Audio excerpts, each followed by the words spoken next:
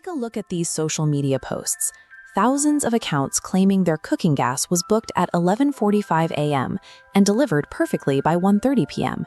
Down to the minute, every single post uses exactly the same script to tell the public that there is absolutely no shortage of LPG cylinders. But on the ground in Punjab, the reality is brutally different. 66-year-old Bhushan Kumar Mittal waits in a sun-baked line for hours just to get a single cylinder. The queue never moves, the heat is relentless, and he eventually collapses and dies from a cardiac arrest while still waiting. His death is an extreme symptom of a widespread condition. Across Uttar Pradesh, Maharashtra, and Delhi, millions of citizens are standing in endless lines outside physical agencies because online booking systems have completely crashed. The government and automated accounts are projecting an image of total stability online. Off-screen, the nation's energy infrastructure is buckling, leaving people desperate for basic cooking fuel. Officially, the ministry is holding a firm line. The Minister of Petroleum insists that domestic supply is fully protected and attributes the massive lines entirely to panic buying and public hoarding. Yet state policies point to a very different mathematical reality. The government quietly capped commercial LPG supplies to hotels at 20% of their normal requirements. They also stretched the mandatory waiting period between domestic cylinder bookings to 45 days in rural areas. The market reacted immediately to this restriction of supply. A standard domestic cylinder that officially costs 900 rupees has skyrocketed on the black market. In cities like Bangalore, desperate families are paying up to 6,000 rupees. Hundreds of restaurants have already been forced to shut down entirely. When officials claim supply is fine, but simultaneously enforce strict rationing and watch black market prices multiply by a factor of 6, the math reveals what the statements will not. The country is actively running out of gas. India consumes a staggering 3.1 crore metric tons of LPG every year. 60% of that demand is imported. 90% of those imports must travel through one maritime route, a single 33-kilometer wide gap called the Strait of Hormuz.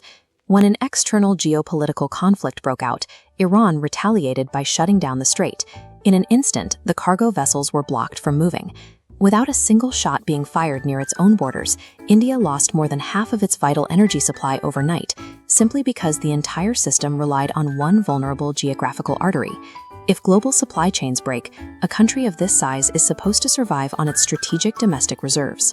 So why did the local market collapse almost the minute the ship stopped? Over the last decade, programs like the Ujjwala Yojana successfully connected millions of new households to the LPG network. The government aggressively scaled up the national dependency on this specific fuel source. They expanded demand without expanding the safety net.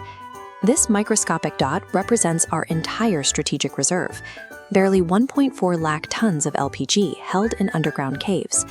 Measured against 1.4 billion people, that stockpile burns away in less than 48 hours. The entire logistics chain only holds about 18 days of gas in transit. With zero buffer built into the system, the infrastructure was guaranteed to collapse the moment a major shipment was delayed.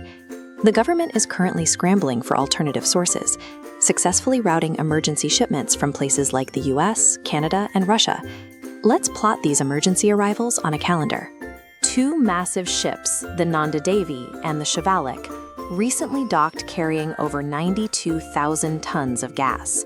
That sounds like a lot, until you realize it covers exactly a single day of national consumption.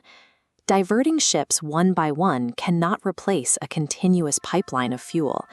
Until the Strait of Hormuz physically reopens, the math shows this shortage will drag on for a minimum of 4 to 8 weeks. There is no quick fix arriving at the port. People are entirely on their own to bridge this gap, buying electric induction stoves or registering for piped natural gas if they happen to live in a modern city. But those stopgap solutions require a reliable power grid. In rural India, where electricity cuts out frequently, an induction cooker is useless.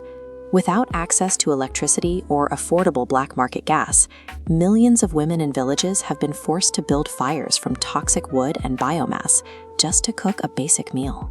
The very citizens who were finally pulled away from the choking smoke of mud stoves are now right back where they started, breathing in fumes because the national supply chain failed.